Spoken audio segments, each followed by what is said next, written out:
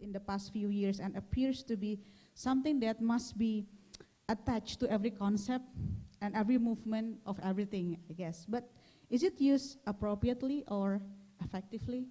Well, generally, technology or industry aims to increase productivity and reduce the use of human resources, disrupting previous technology, providing business opportunities. And however, we feel a huge gap between traditional creative or cultural industry and they not have enough capacity to face the challenges. So as now we only become the object of the Industry 4.0, remembering that we have lack of capacity, lack of access, lack of education, and many more. And they, as a player, also has to understand how the expertise of the business and business model can be implemented to create a more valuable, creative, and cultural product.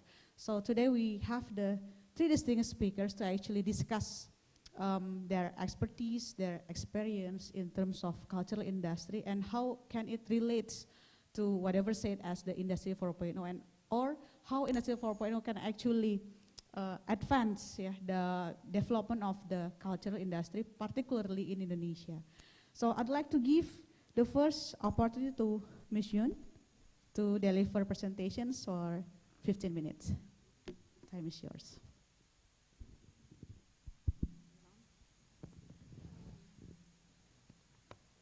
Thank you very much for the IFAC team, and my heartfelt gratitude to the government of Indonesia, and thank you everyone to share your time here. It's a big honor for me to be a speaker of today, and I would like to share my expertise and experience, and also I would love to learn from you. I would like to learn from you. Thank you. Today I would like to share some achievements and challenges from Korean film industry, which I have worked for the past 16, 17 years, in relation to and in the framework of UNESCO 2000 Convention of Protection and Promotion of Cultural Expressions. Thank you.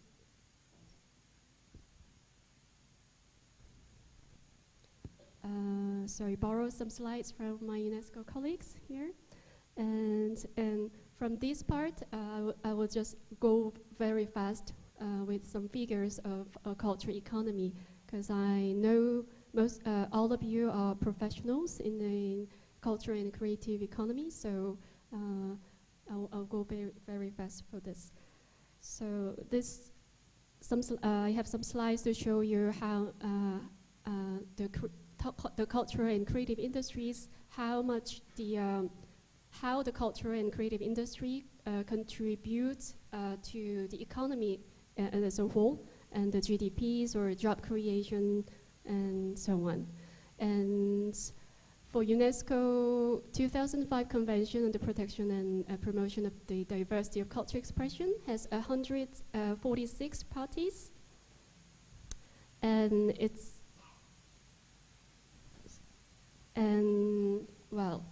in Asia Pacific region, where most of us are living in, has 15 parties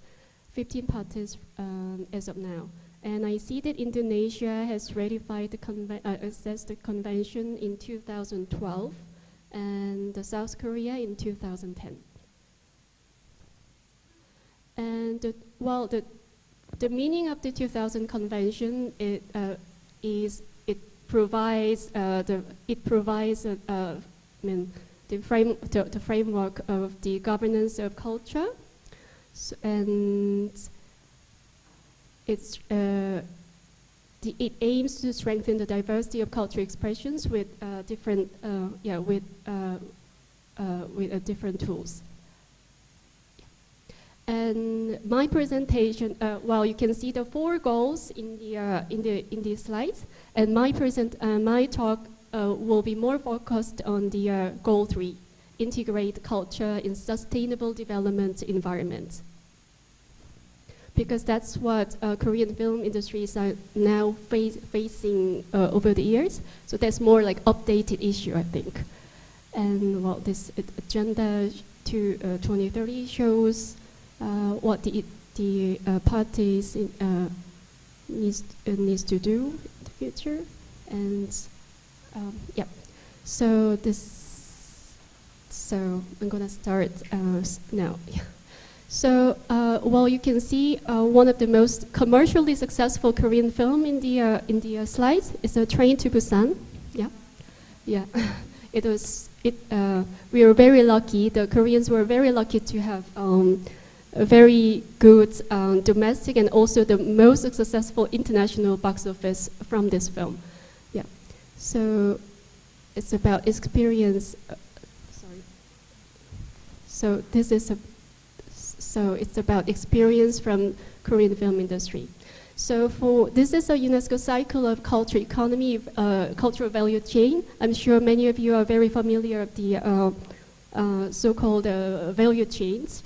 And while we have challenges for every step of these cultural value chains, but the most significant thing, most discussed issue is goes to 3, the dissemination and distribution. Yeah. So, achievement. Well, maybe some of you may have heard of news earlier this year. So the South Korean film *The Parasite*, directed by Bong Joon-ho, has won the Palme d'Or at Festival de Cannes the last May in 2009. Well, last year was a Japanese film as well. Yeah, so it has been certainly very inspiring and exciting news to the other fellow Korean artists and to everyone indeed. Yeah, and while the South Korea is now the second largest we have the biggest box office market in the world, and it's considering the population. It means that we have a very, very big market because the population and the market size can't be really compared to Indonesia. So it means it means that South Koreans are really passionate in the cinema, but it also means that we also spend like too much time on the cinema, I guess. I mean, less time in other cultural activities, I guess. Yeah. So I'm not sure how the people in the museum or craft arts or the other music industry will people think. Maybe they are less happier than I am. So this is just a general look of the Korean film industry from 2006 to 2008. And I won't really, I will not repeat, speak of every single figures and data, and this shows a slight of up and down in the industry, as you can see, but it means for the past 12 years. Actually, from the early 2000s, we have a very great, industry growth for the past 2 decades, and then it's been quite remarkable, in fact. And this is overview, just to give an idea. So, well, and many people, I'm told from many non-Korean friends or industry people that how we can keep like average 50% of the market share for the local film. Like, is it because of the screen quota, or do you regulate the box office system? But no. In the frame of the UNESCO's convention, we still keep the screen quota, meaning the average screen in Korea should show the local cinema, local films, at least 73 days per year. But actually, it doesn't really function anymore because the market share itself already exceeds 50%. It means just people prefers watching the local films, then they just they just buy the ticket. So the screen quota is no longer on the table, and I think the millennium South Koreans do not actually know that we still keep the screen quota. Yeah. So still, well, we are very lucky on this point, and still market. But here I'm not here just to show or to sell the successful stories of Korean cinema. So this is what I want to tell you today, the challenges. Well, this graph shows the market concentration of the cinemas from 2004 to 2008. So the challenges are, these figures are all coming from the past 5 years, just to make it easy. Yeah. So if you, sorry. Oh, sorry. Sorry for the lousy presentation. Uh-oh, I already showed you everything. Yeah. So this graph shows the market concentration, and the degree of the market concentration is actually, higher and higher over the years. It means that I will give you a very easy example. So if you go to a local cinema house in Korea, and there are, let's say there are 10 screens, and you will find a Spider-Man in 5 screens, and another Korean blockbuster like Train to Busan in 4 screens, another 4 screens, and only 1 out of 10 screen is allocated for something else. So it means French, Indonesian, Vietnamese, or all the Japanese film should compete to get one screen out of 10 films. So it means that I can't really tell that the cultural diversity is hanging there, and it means 1 out of the 10 screens should be allocated not only for the foreign films, like including Indonesian cinema, but also for Korean art independent films.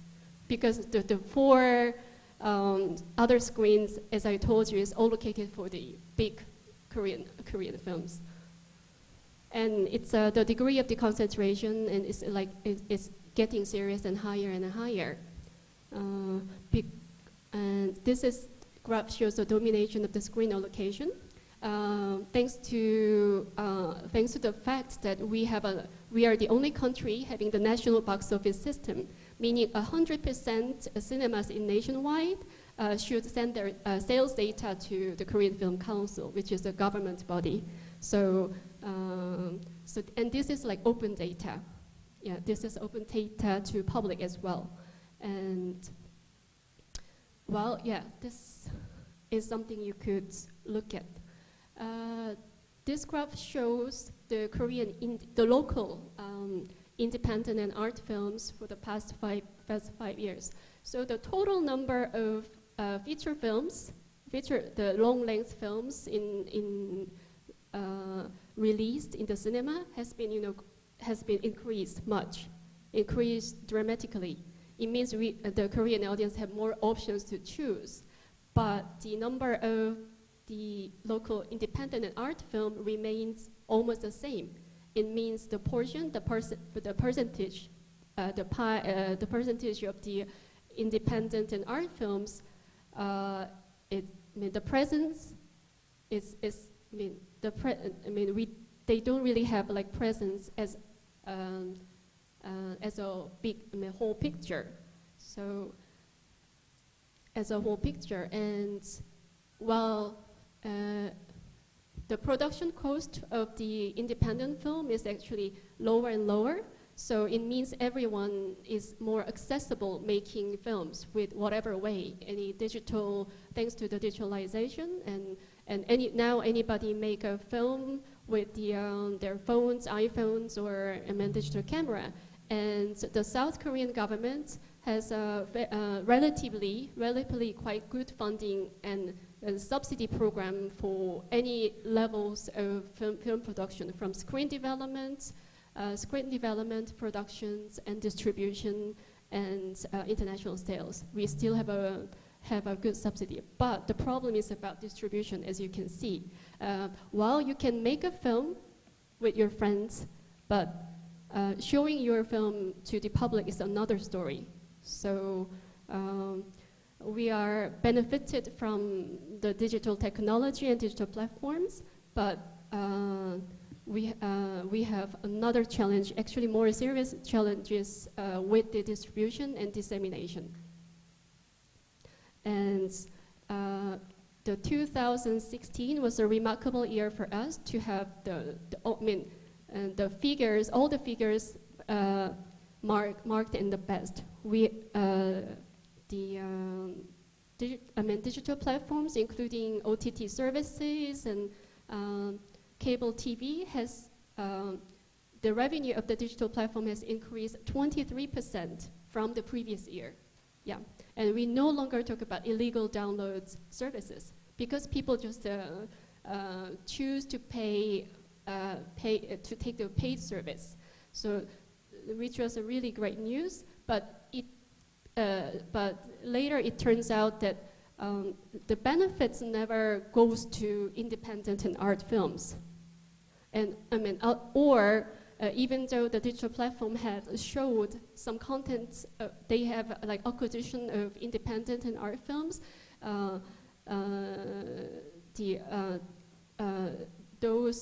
The copyright holder, the individual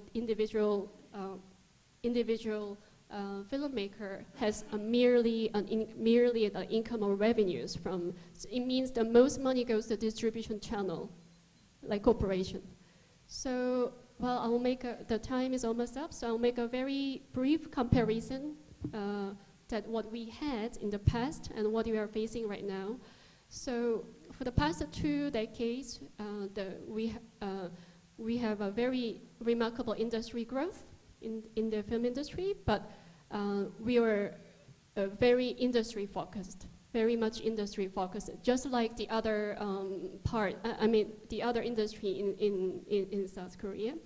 And now it's time to talk about the fundamentals of cultural policy. And now we are already in the shifting stage to spend less subsidy or public funding to the production, film production, or more funding goes to the cultural diversity, and also for the sustainable industries. And for the past 2 years, we have discussions with the civil society and many film guilds. And what we have to, I think we are still far behind, but now our public funding should be spent more for our labor rights and intellectual properties, and the direct subsidies subsidies should be a little less than before. And another thing, just to add the comment, my last comments is we used to focus on discovering the new talents. Like film school.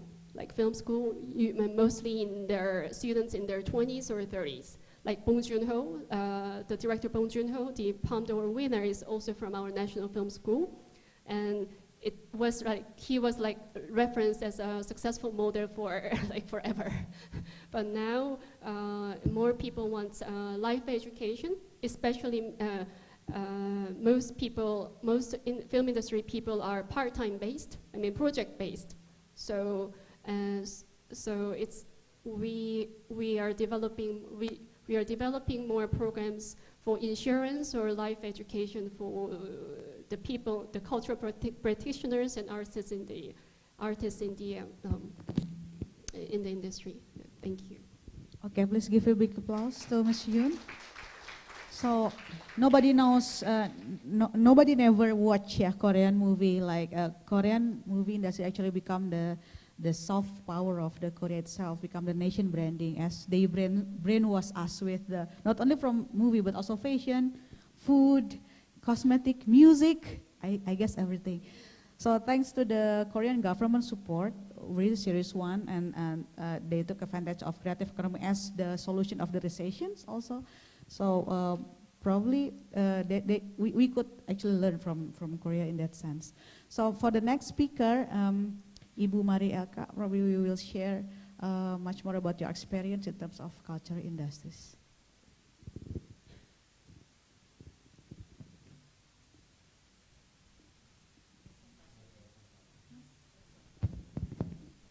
Presentasinya boleh tampil, Ibu.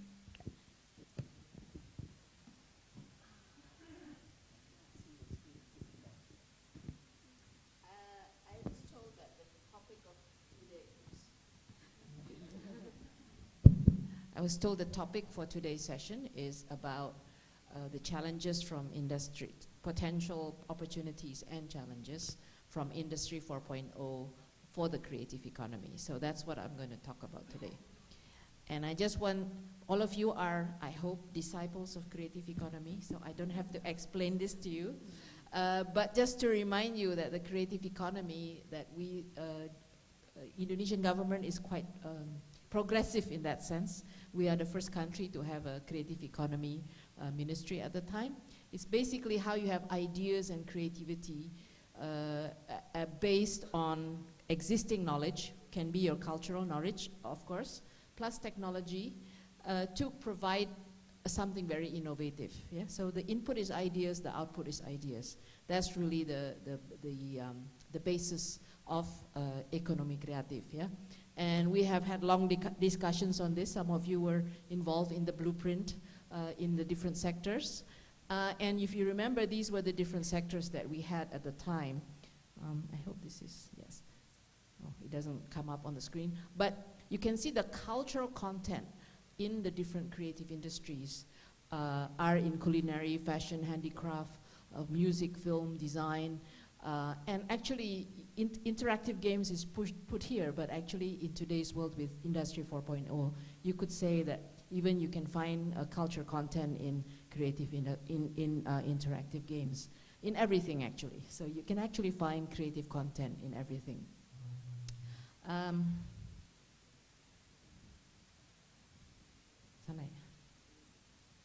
Where do I point this to?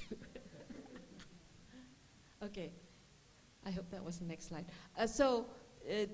This is my usual song and dance. Those of you who have heard me say this before. Why is the creative economy important?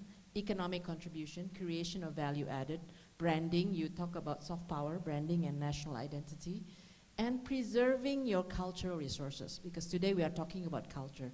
If you can have value added from your culture capital, you are going to take care of it and you're going to actually preserve it and you're going to develop it, right? So I think that's, to me, one of the keys.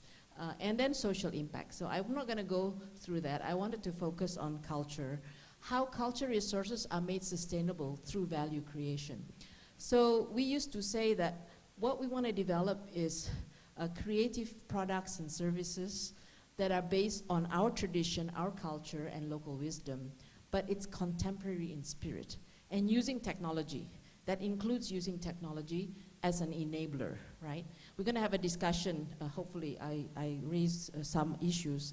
The technology, that story that I'm going to say here is more positive, but technology can also be something that can also displace creative industries. We can talk about that. So I'm wearing something which is an example of contemporary in, local in culture but contemporary. This is batik, but it's designed by a graphic, computer graphic design. Yeah, so the design is using computer graphic, but they still make it like batik. They still use batik methodology. Yeah, this is from Bandung. I forgot the name of the company. Fractal, that's it. Yeah. So this is an example, a real example of the combination of culture and technology, where technology is the enabler. Yeah, and of course we are preserving batik, we are become UNESCO Creative City, and Batik has evolved in many, many directions. What is Industry 4.0? We're not going to spend too much time on that, but just the fact that in the last 3 to 5 years, everything has moved so quickly because of the speed of computation and the cost of processing computation, and the fact that everything is so connected with everything. I mean, you mentioned it very well. You said that, I mean, 5 years ago, we were having lots of discussion about how piracy in music and film. Now nobody really talks about it, because now you can still monetize using the digital platforms, right? So that's an example. So this is kind of a very one picture. I mean, usually we talk a lot about Industry 4.0, but Industry 4.0 is about Internet of Things, how everything is becoming connected with everything, and it's the creation of these platforms, digital platforms that you see today. And it's the smart connectivity, it's 3D printing, it's machine learning, AI, the possibility to come up with trends and beginning to have decision making coming in, and robots. Maybe some of the others are still not yet happening to us. So I'm just giving you example of what's happening. This is 2 weeks ago in Jakarta. We invited Sophia the robot. She's a robot, but she has AI capabilities. And it was really creepy, actually.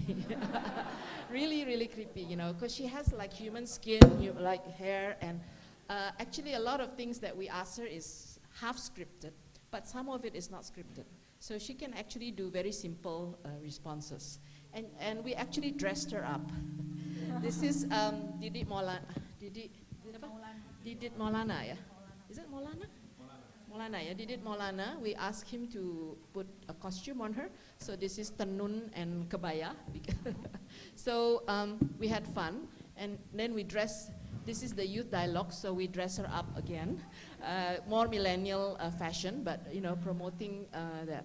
So just to give you an example, if you talk about robots who can actually have AI, it's not a thing of science. It's not a thing of science fiction film anymore. It's happening, even though you could say it's still very simple capability. Yeah? So the impact of Industry 4.0, this is big discussion. And I'm glad you're beginning to talk about it in the creative economy, but we've had lots of discussion how it's impacted, you know, automotive, retail, consumer market, financial services.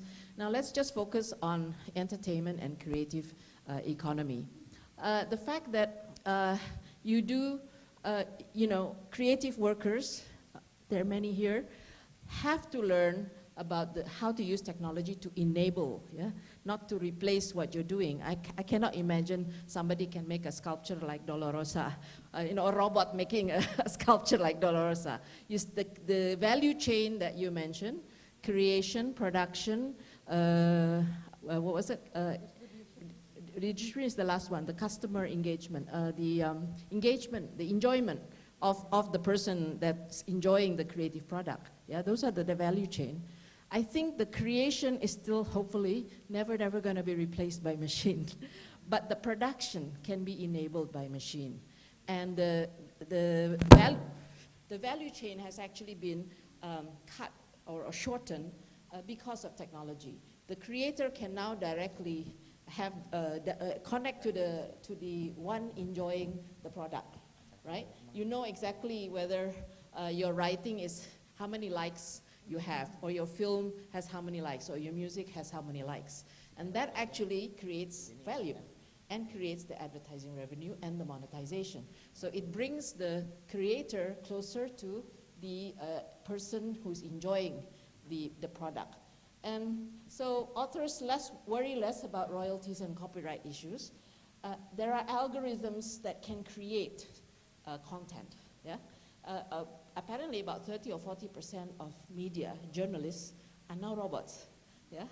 The output has increased, and the ones who are no longer doing the reporting are doing more interesting things, yeah, rather than just going out and trying to chase news. That can be actually done by robot now. Publishing content.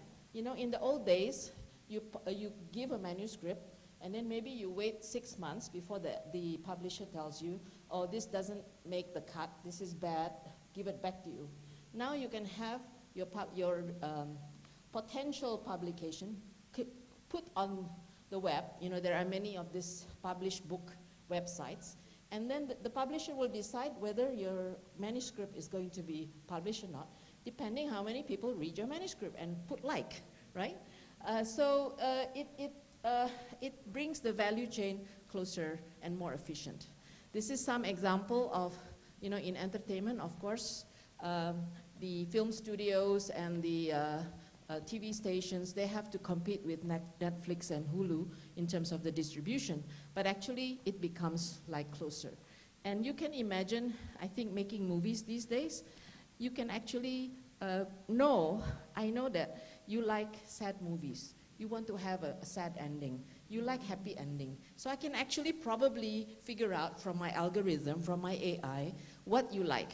And I can change the ending depending on what you like. Yeah? I think they do that already. I've heard about things like that. Yeah? Yeah.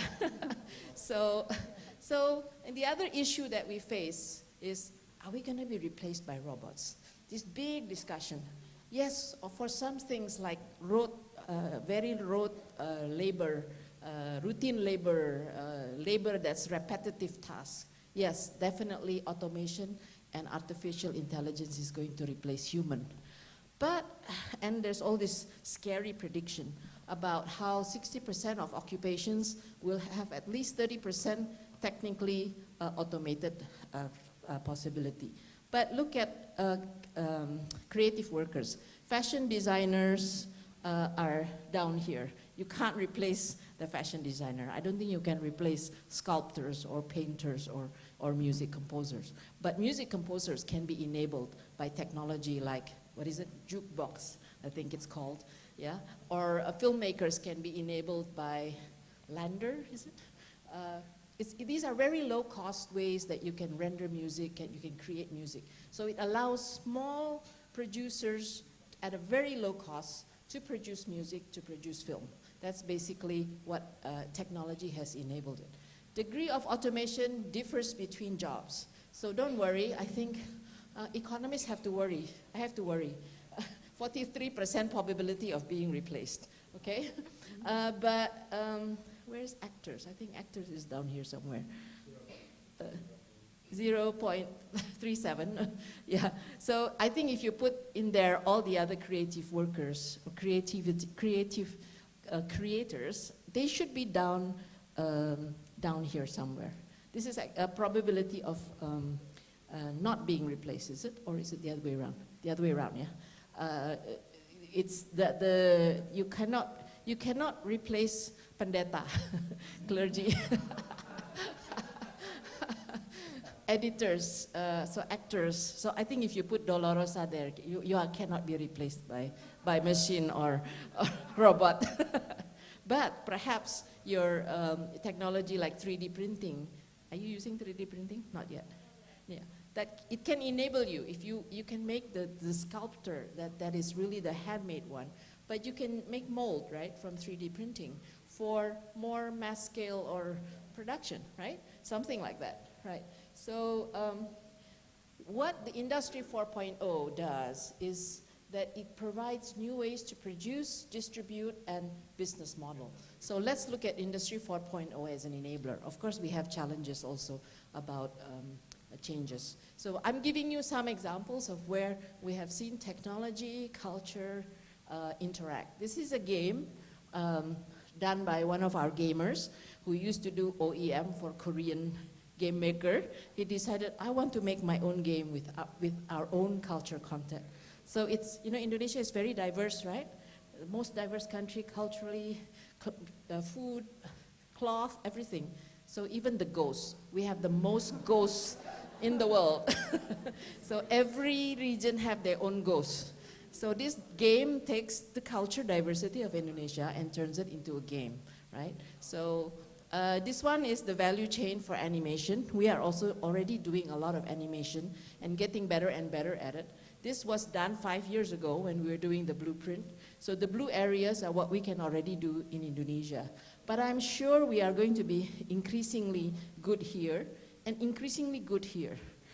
The creation is really the part where I think is very difficult to replace by Industry 4.0.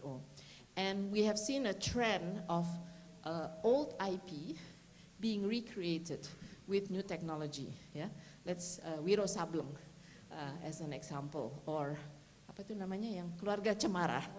Yeah, Korea also. I was watching one of my favorite movies, not TV series, The Good Doctor, and then it says there this is based on a Korean film or Korean story. Yeah, so you can recreate old IP, existing IP, to something new and create more value. You don't, and also the merchandising and all that. And then of course the delivery mechanism, the distribution, with all these digital platforms, e-commerce platforms. A weaver from NTB can sell to the world, as we know. Yeah, that's just one of the e-commerce platforms. And kemana sini? Kesana. This is another. You are very familiar with e-commerce goods. This is an example of how creative services is enabled and being able to be delivered by digital technology. This is a platform called 99 Design. It's a platform based in Australia, and what it does is that they create, if you're a small company, you want a logo, you can put on the website, I'm a small company working on ABC. I need a logo, and I will pay $400 if you win the competition for me, for your logo, right? And so this is a story about a kampung in Magelang, where one of the catalysts was somebody who was jaga warnet, yeah? Dia penjaga warnet, and he had lots of spare time. He learned how to design on the YouTube and using internet. And he then taught the rest of the village. So this village does designing at night. During the daytime, they are farmer or tukang batu or contractor. Low level of education, but they can design and they can increase their income by 10 times. They don't speak English. Actually, all their customers are in Australia or in the globally. They use Google Translate. They don't have bank account. They use PayPal, right? So this is an example, real example of bringing together the customer and the creator together, right? There are many examples, and Indonesia provides 16% of the creative work, the designers that are on this website. Yeah, there are about 130,000 Indonesian designers registered on Web 99.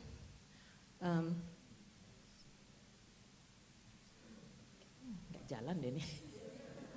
Okay, and then of course selling fashion. Who sells fashion in the store anymore? They go and put online. A lot of the craftsmen also sell online, right? Can I just say next? Next please. Okay, and shopping, because all the shops are no longer being able to sell, malls have become an experiential experience. So you can see now a lot of malls have a lot of creative content, not just selling retail, right? Next, please.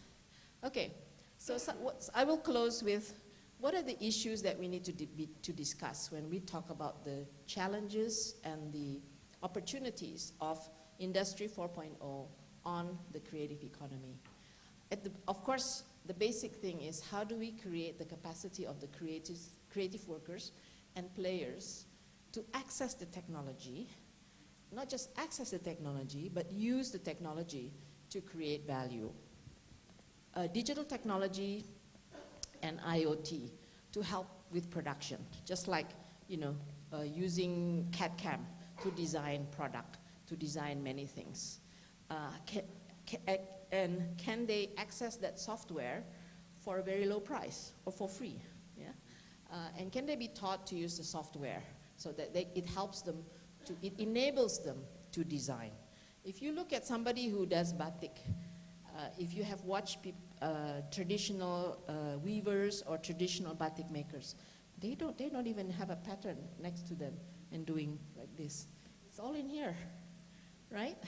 So how does what's in here, the creativity and the knowledge in here, is enabled by technology? It can be from the production side, it can be from the distribution, selling side, it can be through many ways. I think 3D printing can help a lot of product design, yeah?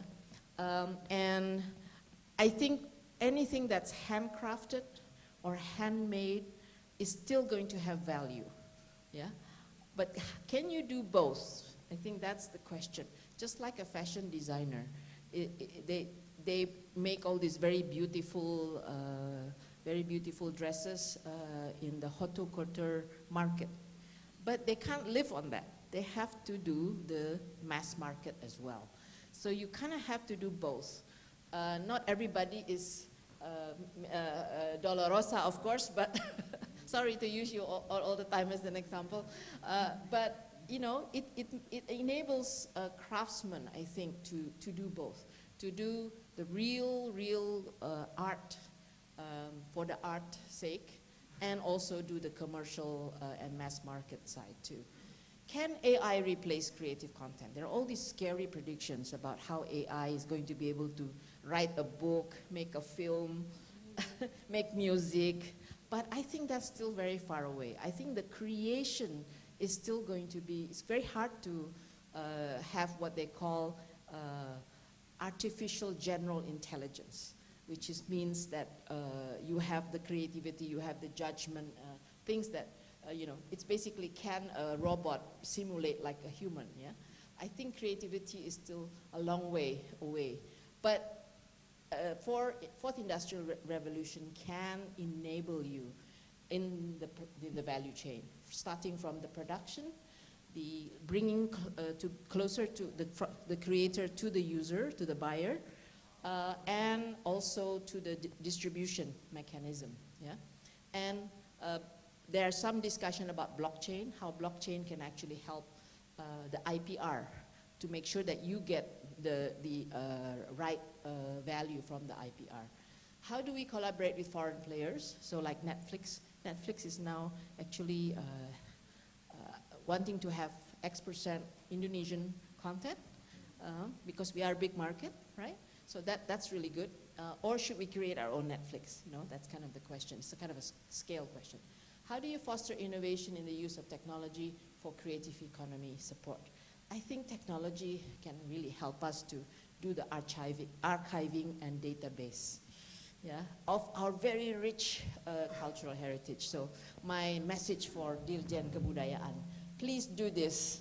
Do a big accelerated project to archive our database of cultural knowledge.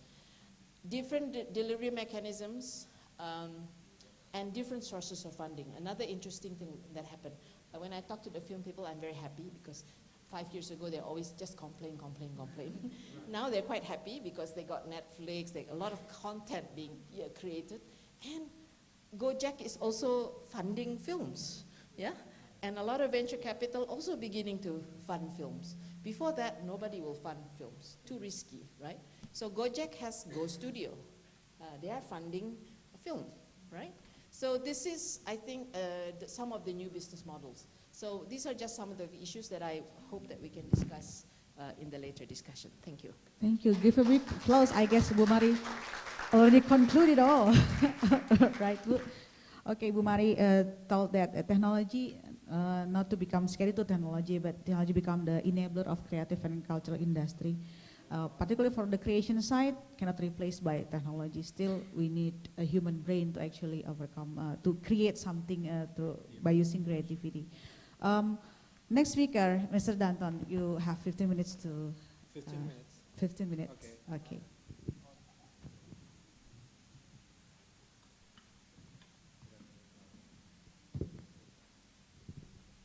Slide-nya, Mas. Tolong.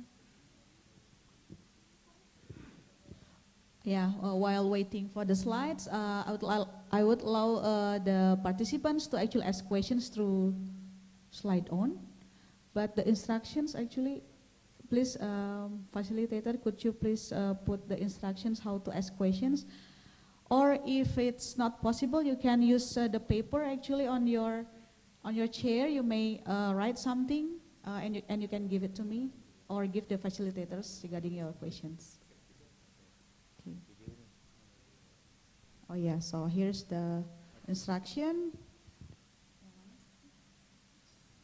So to ask questions, you can just open www.slideon.slido, sli.do, entering event Opal 2, and then put hashtag F924. So to ask questions, you can use this. We also use technology to ask questions now. Great. Okay, Pak, time is yours. Okay, so let's take a look at another 4.0. That's the City 4.0. Yeah. Jakarta Arts Council established since 1968, and it's been part of the development of the arts in Jakarta, also in Indonesia. So, but the case is I want to tell about the role of the Jakarta Arts Council towards the City 4.0. So there are 4 levels of interactions between the city government and its citizens. The City 1.0 is government as an administrator and people as a residents. And City 2.0, government as a service providers and citizens as a consumers. City 3.0, government as a facilitator and people as participants. But now, where is Jakarta now? Things pretty much is more in City 2.0, government as a service provider and people as consumer. But it might take a long time to get to the City 4.0, but the governor of Jakarta once said he will implement the City 4.0 program in developing Jakarta. So this further will clarify the roles of Jakarta Arts Council in effort to advance the arts in Jakarta. This also intensifies the relations between the people and the government. So the government act as a collaborator and people as co-creator. So this is actually open up a lot of opportunities and challenges to the citizens of Jakarta, how actually they can contribute to the city. And this is, I think, one of a good approach to do a citizen engagement together between the government and the citizen. So while the position of Jakarta Arts Council is a partner of the governor in providing advocacy related to development and promotion of art in Jakarta.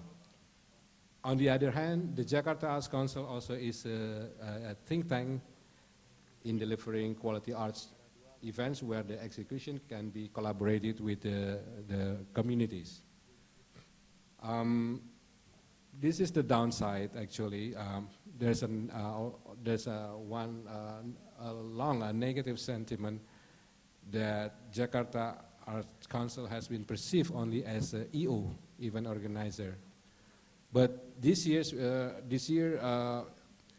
is increasing. We have a very good approach to the governor, to the government, that actually we have an advocacy product, not only creating an events or arts program.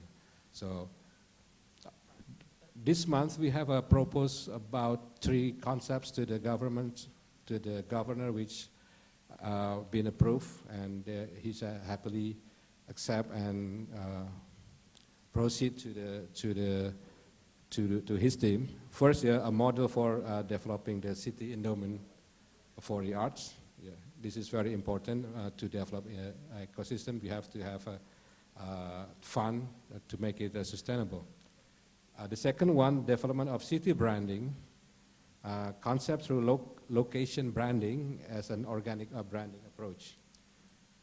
The third, utilization of several Jakarta government-owned building assets to serve as a variety of art spaces. And the last one, including the idea of developing art districts in Jakarta.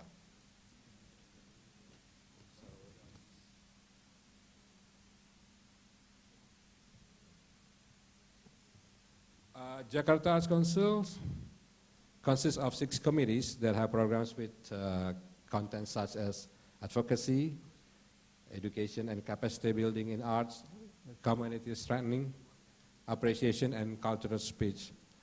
And every year we have approximately about 44 events with different approach like research-based, experimental, and also achievement. And our orientation and in developing our programs right now, that's very important, including the communities to be part of the events. So we develop a platform, the concept of platform.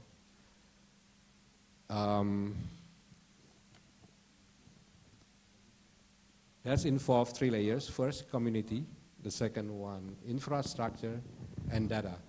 This is three components that we think that's very important to develop a platform for our art events. So, so there is approach some media convergence. For example, the work of theater collaborating with visual art, the practice of theater, which sometimes exhibit archive. Visual art involve performing arts, and sometimes occurrence also media cross between dance and film. So this is the heart of the platform. Actually, is the value exchange, like the exchange of values between communities with a building or technology owners, exchange of values between community with our program planners and or vice versa, and so on and so on. So therefore the approach generates what we call the value co-creation. This is the reason we involve the communities in our programs.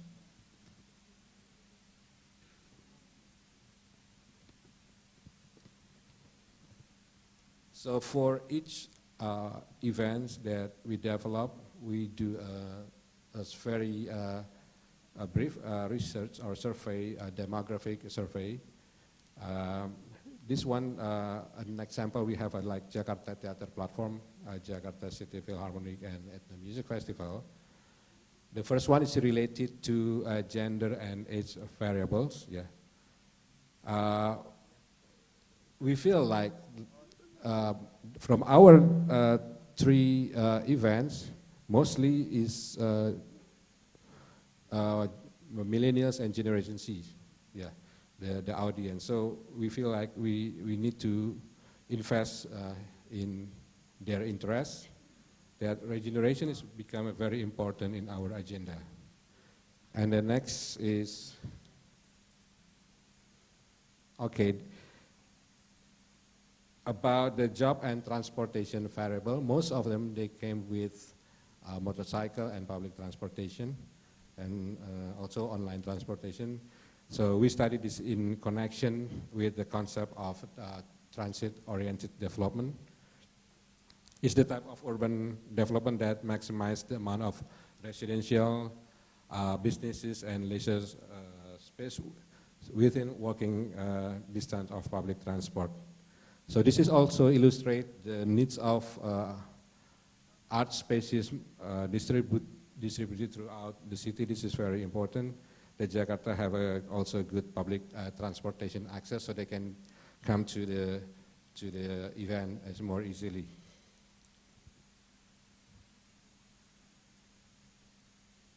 And the last one is the purpose and interest, that we think that's how we transform their purpose and interest become knowledge. So this is, you see that the data say that most of them, why they came to our events, because for education and some of our experience. So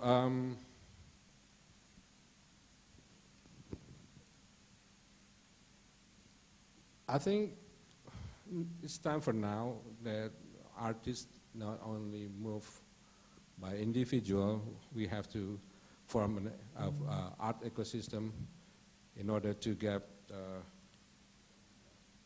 more benefit for all of us. Yeah.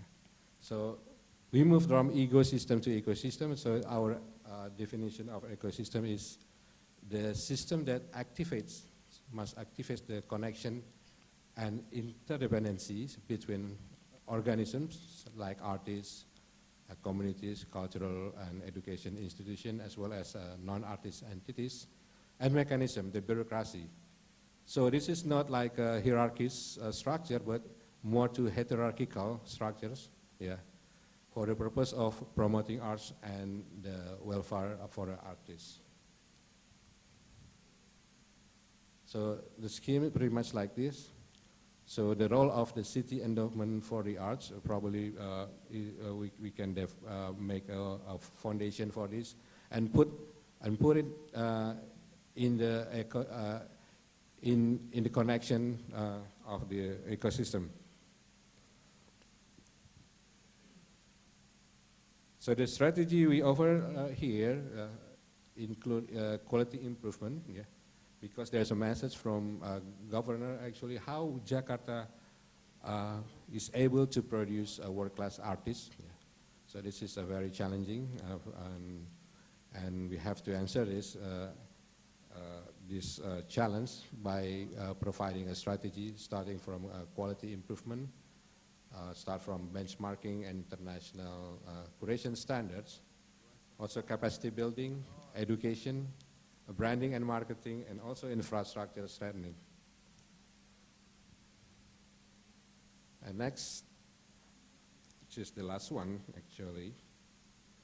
So city branding is become very important, but I think with, at present times it's too ambitious for us to develop a new city branding as we have now Enjoy Jakarta. I don't know, that's still relevant to the issue right now. But what we do right now, yeah, what we propose is thematic location branding. It's more organical. So one area, we develop one area to another area. Probably we can propose the idea like Jakarta 4.0, Jakarta Connected, and Jakarta City for Art. And these ideas already we delivered to the government, and we are working right now for proposing 3 areas like Kemang, Cikini, and Cipete that become prototypes for location branding in Jakarta. So we still are working on this. The strategy probably we can see that's on the historical side, or what we have now, like using the present push strategy, or what we're going to see Jakarta in the future using a future pull strategy, something like that. Okay, so pretty much like that. So hopefully it will give you the idea about what Jakarta Arts Council right now. Thank you. Okay, please give a big round of applause. We should have this kind of model for every city, right? Connecting government with the communities that what could activate actually the community. Okay, we are moving toward the next session. It is the Q&A sessions. We already see some of the questions appears here, so probably from the speakers like to pick kind of questions like to ask first. We have to Ibu Mari about movies. Gobak Sodor. Okay, so probably Ibu Mari want to pick this one. Miss Mari looking at the condition of, no, okay. Jangan yang itu, baiklah.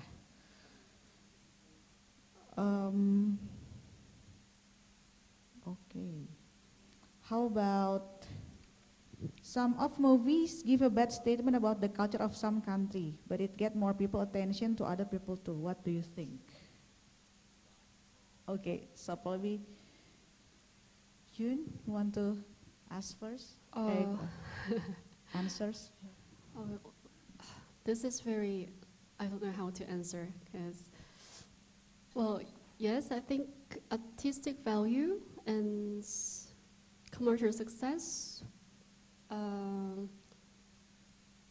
hardly to balance, I think, and it can be also subjective as well. And yes, some of the movies give a bad statement about the culture of some country, but it gets more people to pay attention to other people too. And what just comes into my mind is I'm not sure if my idea describes this question exactly the same way, but I've seen some cases that some of the Korean film shows not only very negative parts of the society, because that's fine, because nobody wants to see the propaganda films, but the thing is, some films are very much acclaimed outside of the country, but which shows like child violence or very like some uncomfortable issues, not about political things, but very extreme. The way to describe is very extreme or extreme, and it can, because it sells very well. It sells very well. Or there is a typical image of Asian films or Korean films in the market outside of the home country. So, and in this case, it's really hard to. It's really hard to make a. It's a choice, yeah, actually, it's a right? choice. A choice From of course, in this case, I'm not happy about it personally, but it's really personal choice. Yes. So Sometimes bad things sells really good here in Indonesia. it's hard to say. Okay. Okay, there's a good question for Ibu Mari actually. In 4.0, how the ethnics in Indonesia that reject the modernization be included in this economic competition era? Gitu katanya Bu. Also, how to protect their culture? Ethnic. Yeah. How the ethnicity in Indonesia that reject the modernization to be included in this economic competition era. So also how to still protect their culture, meanwhile accelerating their industry towards industry 4.0 and technology. Yeah, I think we have to look at technology as the enabler, right? To actually help protect the culture or the local wisdom that's there. And I think we have many examples of that. I think a question would be, if you are masyarakat adat ya, and some people come to visit and they put it on Instagram and then everybody wants to visit you, what do you do in that kind of situation? Because actually you don't want too many people to visit, or even like a very beautiful place which is ecologically needs to be protected, right? So I think that's where you need to have the wisdom to manage.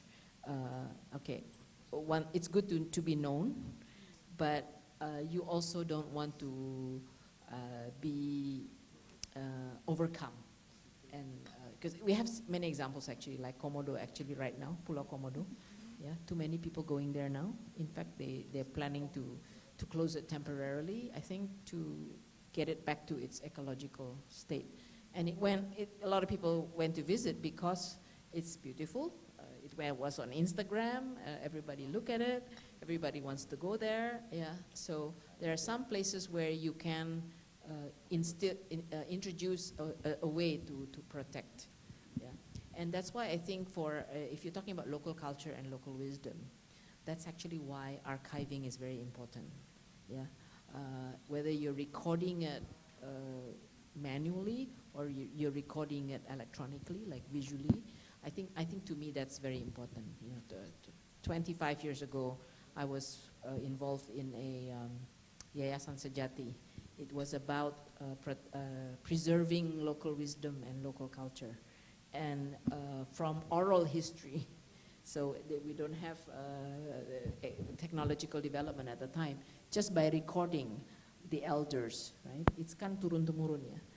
How do you record that? How do you preserve that? But then that knowledge can actually become value, yeah, which can then go back to help preserve or develop the local wisdom and the local culture while protecting it. Next questions to Mr. Danton, actually. Which kind of field, like theater, music, etc., that more attract people and can increase more economics? And what your suggestion to make it improve? I think all of them have same opportunities. Yeah, depends on what's the orientation. To go to a deeper content or just go to the commercial aspect. So depends on how the infrastructures and the economic system for each sector has been developed. For example, in Broadway have a very a long history of Liga Dagang Broadway.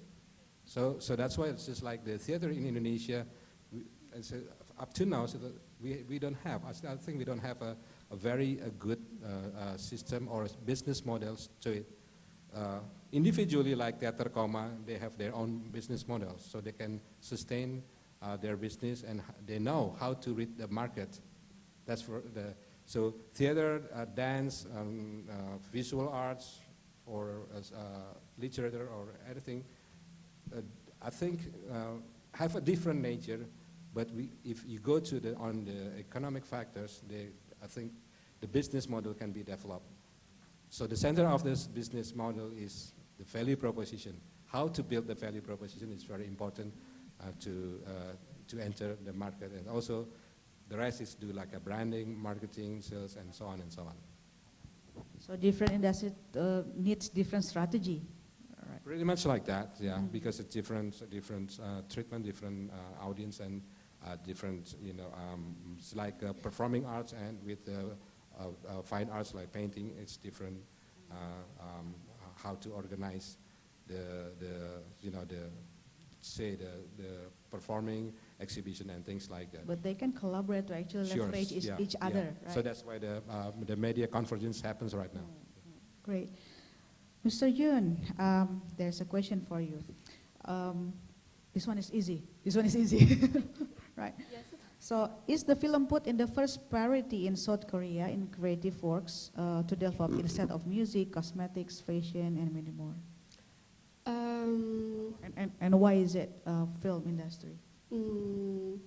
I can't say the film comes the priority on the top of the creative industry in South Korea.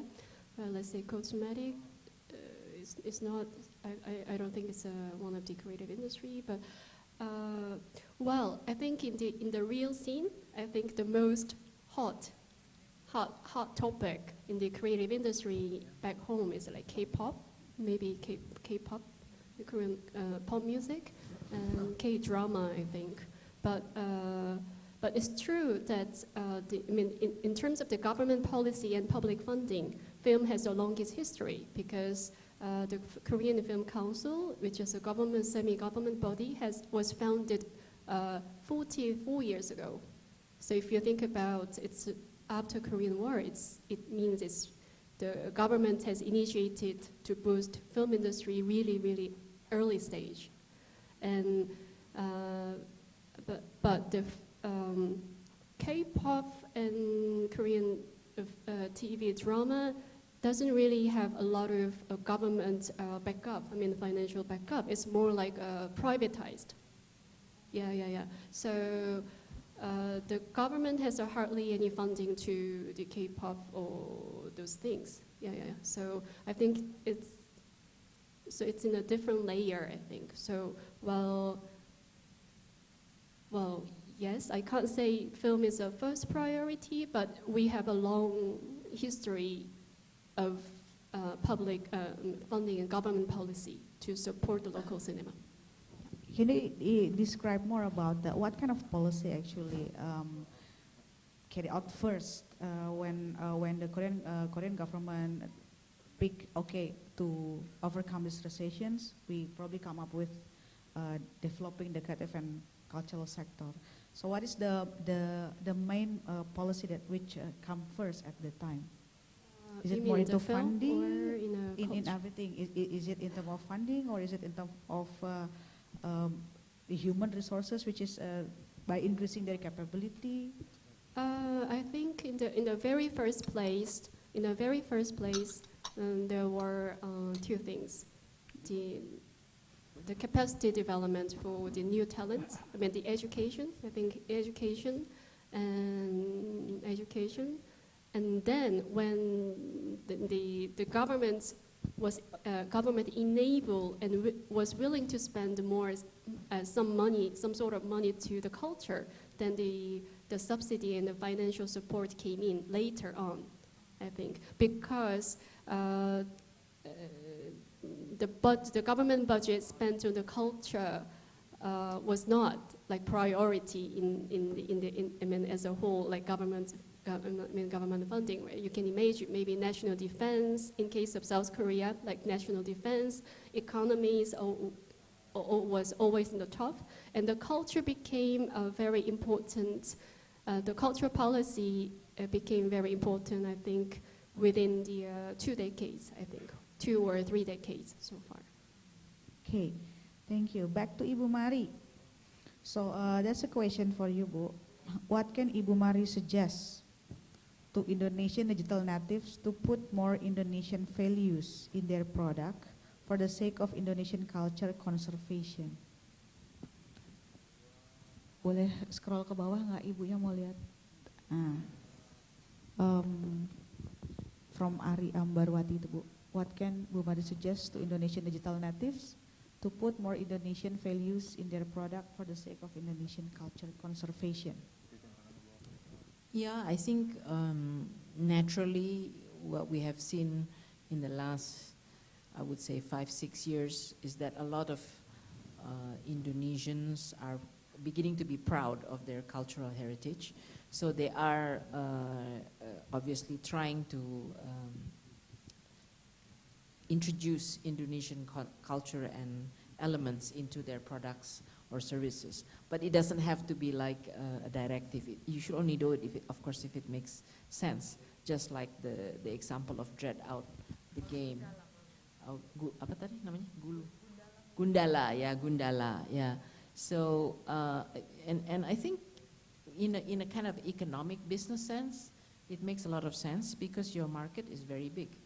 Your Indonesian market is very big, and I was told that like Gundala, like Wiro Sableng, Keluarga Cemara, turns out they're very successful because they draw on something which is already there. Yeah, already people know about it. It's not something new. So if you draw on your own cultural heritage and your own, I guess, stories that can be retold in using technology, then you're getting a wider audience, especially millennials, right? I mean, Keluarga Cemara, who would have thought that he was a big hit? Revival, yeah, but then you do it in a kind of, you have in mind the millennials, which is half of your market now. So I think we can do a lot, even the way we design, like what you're wearing, you know, that's very millennial, right?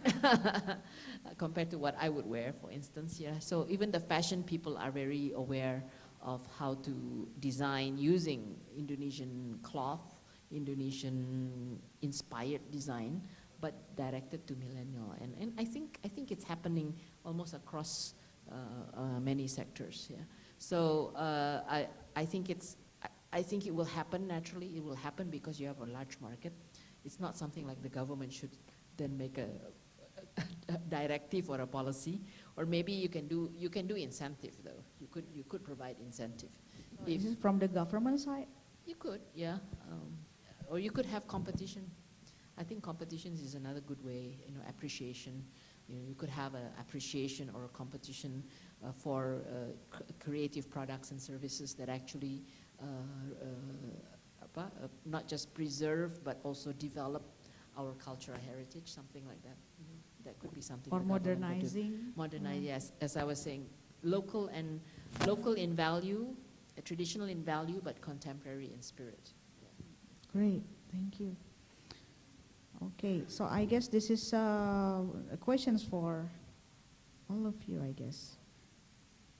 As a culture is the moral of the nation, Indonesian people have a very big culture, but why hoax thrives in Indonesia? Is it not that detrimental in the era of 4.0?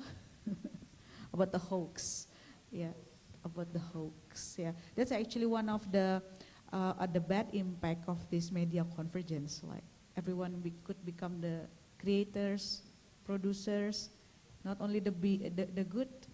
This is very simple. Hoax is very addictive. Yeah. So have a dopamine effect, just like you gambling, you do like smoking and things like that. So it's a dopamine, I think, works when you people are talking about hoax. So it's embedded in human. Yes, yeah, yeah, yeah. It's more attractive rather than say good news actually, or what like a serious news. Yeah, people love headline only; they don't read the content. So that's the way the social media shaping how we actually read or learn about the information. So, yeah. 50% of our time on average is using some screen-based device. I think Indonesians spend 6 hours a day Could be connected more. to internet. The first thing to open is Instagram, actually. The last number I saw was like 6 hours or 7 hours. So yes, the influence is there, but I suppose we had this debate with television as well. Should I let my children watch television more than 2 hours a day? So at the end of the day, I think it's about wisdom of using the information and education. That you should not believe everything you read on the internet. That just doesn't make sense. And how do you have the crowd wisdom develop? Yeah. Because you can't censor, you can't control, yeah. If you are a parent, of course you can control how much, and you should be controlling, not controlling, but at least supervising. And there are all kinds of ways that you can monitor what your children do. I mean, I monitor my children's Facebook. Fortunately, they haven't disinvited me. Maybe they have too. Happens to every parent's book. Yeah, Facebook, Instagram, and I always remind them, by the way, when you are going to look for a job, or even applying for a visa, they will look at your social media, yeah, to see what you are doing in the social media. So be careful, So I think it's a growing recognition, but it can only come from education, from awareness, and it has to come from the teachers, the parents, and peer groups that can hopefully have wise use of the information that are so easily accessible today. So the government cannot control, actually. Cannot. So I think we have to understand how, say, Silicon Valley or somewhere else designing an apps, designing a social media program content and things like that, they don't design the product. That we have to understand that what they design is the dopamine effect first. Semacam bisnis narkoba, ya Pak? No, I want to say that. Yeah, but that's actually is another discipline that we need to learn. So, how come someone that we don't know, yeah, and all of a sudden they have like 1 million or 100,000 followers in Instagrams. So, just learn what is the dopamine or the addictive factor they present it in their social media. Maybe the picture or the wording or something like the caption. So this might be something in there. So actually, we don't sell our product right now to the people, but we sell our product to the algorithm. That's the fact. So actually in the startup metric, it's called retention effect, Pak. How to make users keep using the product more and more and more and more. Okay. Next question to Ibu Mari again, Bu. What do you think about the competition between countries in digital content production? What should Indonesia government do to increase our presence on it? I think I kind of touched on it in the issues that were raised. I think we have to do both. I think we need to work with existing platforms because Not creating a new one, yeah, Bu. I think we can do both. We can do both. We can do both. Work with existing platforms because starting a platform is not easy, right? So if you start with existing platforms, say take film for example, Netflix. Fortunately, they have figured out that it's good to have local content. Right? Indo Cinema XX1, Bu. They always changing the address. Yeah. So and at least if your domestic content is there, and then and you learn, right? Because they have certain standards. Just like if you were trying to do e-commerce, first of all you start with Amazon. You have to meet certain standards, so you learn from that, and probably they also provide capacity building for your product to be able to enter their platform. So I think it's good to cooperate.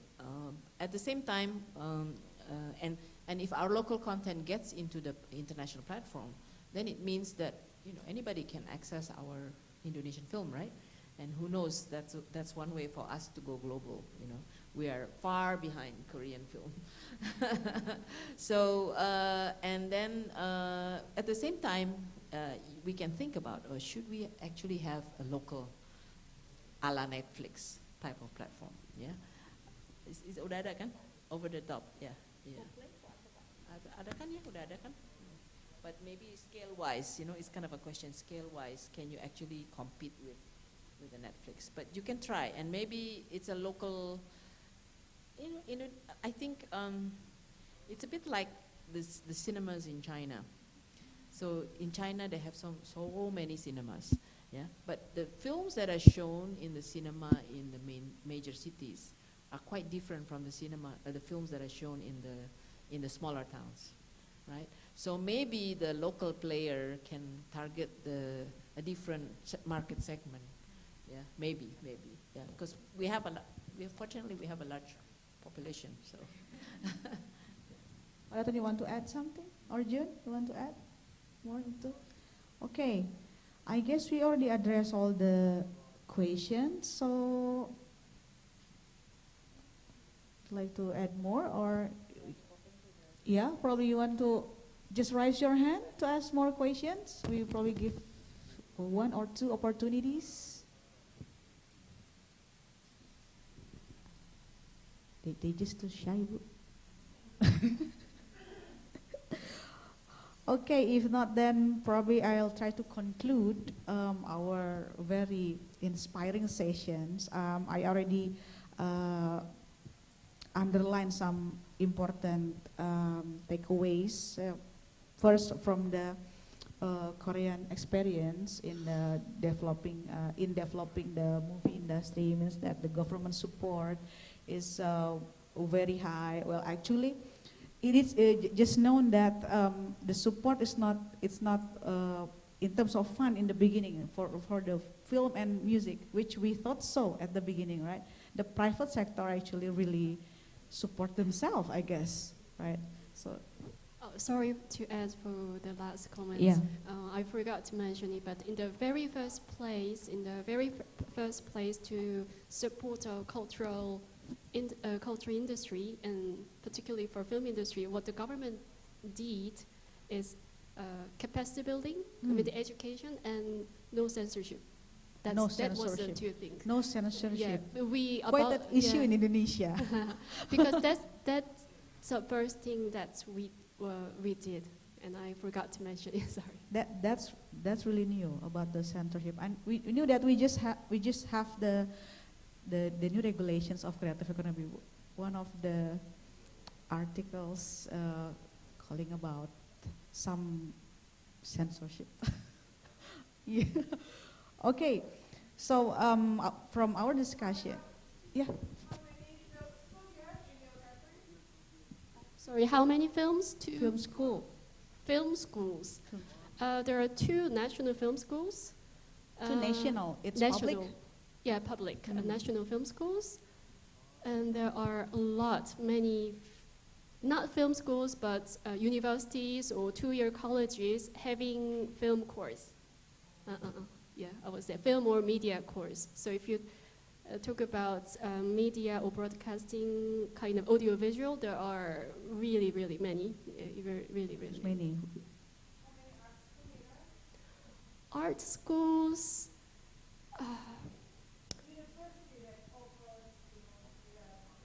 Like BA course, yeah. It's really, I think there are like numerous schools, yeah, a lot. Yeah, but I could only number the national schools. There is only 1 or 2 national art schools in Korea. But it means most schools, 90% art schools, either art or film schools, are private. Private. Private. Or non-formal education kind of thing? Or non-formal like courses like that? Mostly 4 years, 2 years Oh, of, 4 I mean, years. formal education with the degree. Mm-hmm. But of course, there are some courses, like short courses as well. Yeah. And anyone else would like to ask questions directly? Okay, the last one, ya, boleh. Okay. Can I ask a question to the moderator? Since you are in incubating, how much priority is being given to startups in the creative economy? Is there a sorry? policy? How much what? Priority or support is being given to startups in creative economy? In creative economy? Yeah. Are you incubating startups, entrepreneurships in this sector? Yes, yes. Okay, so- But I'm the moderator, I'm not the speaker.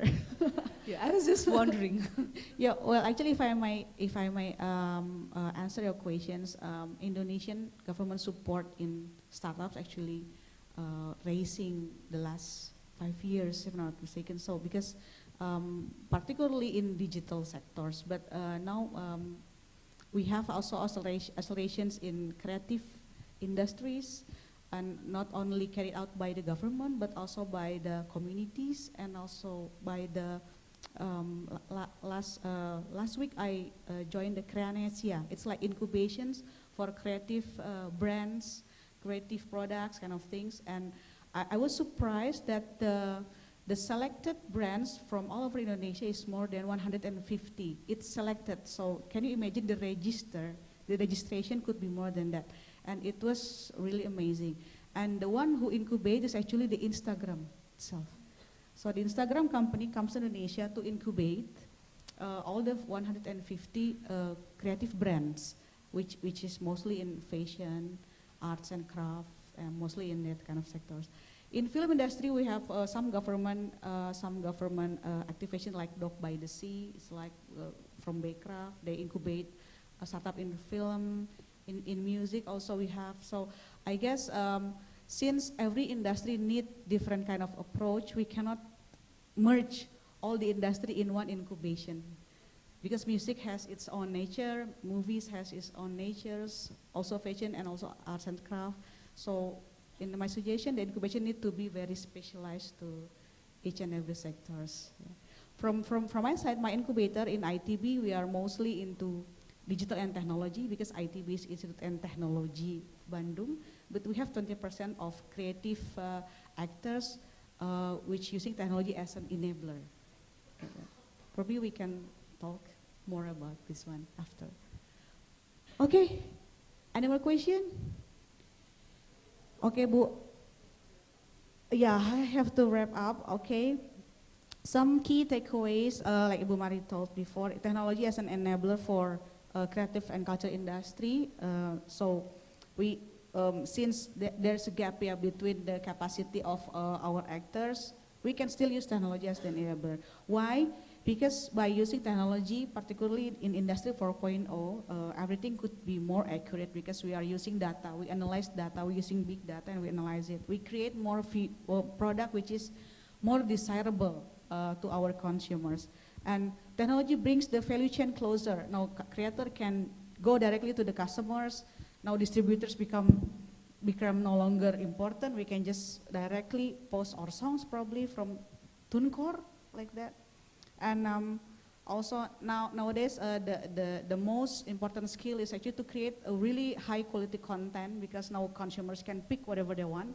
So the most important thing is that you create a creative content, a high quality one, and also the technology can lower the cost of productions. For instance, now you can create movie by using your phones, music also and everything. But still we have some challenges like access to technology in terms of capacity and capability of the human, and how to collaborate with foreign players while we don't have any standardizations here, certifications and else, and how to use the technology for support.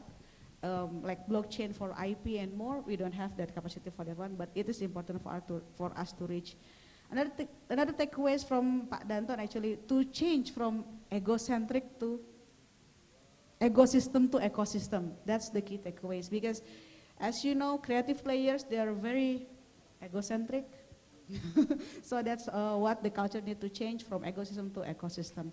So I hope these discussions will be fruitful for you all. Thank you so much for all the speakers here, respected one. Please give a big round of applause to all of us. Is there any memento? Okay.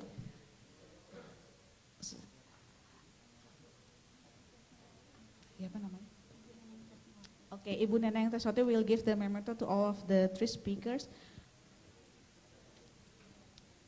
It is batik parang ya Bu, batik parang.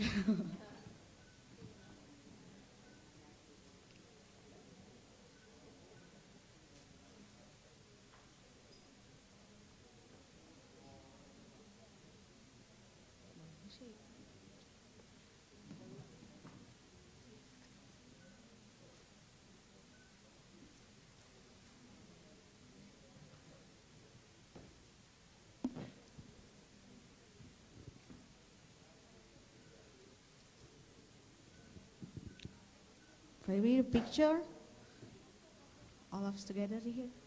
Yeah, all of us, Bu, come to front. Bu, mari ditaruh dulu, nggak repot.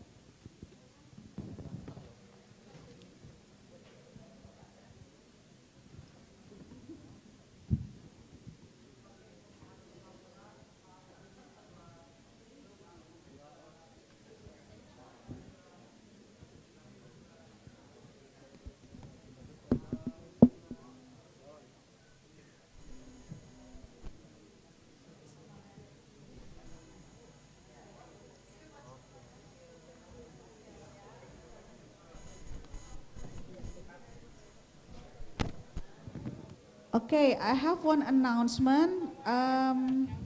That dinner is served in Pekan Kebudayaan Nasional in Istora, and the menu is tradisi Padang, ya betul ya, Padang. And dinner will serve at 18:30.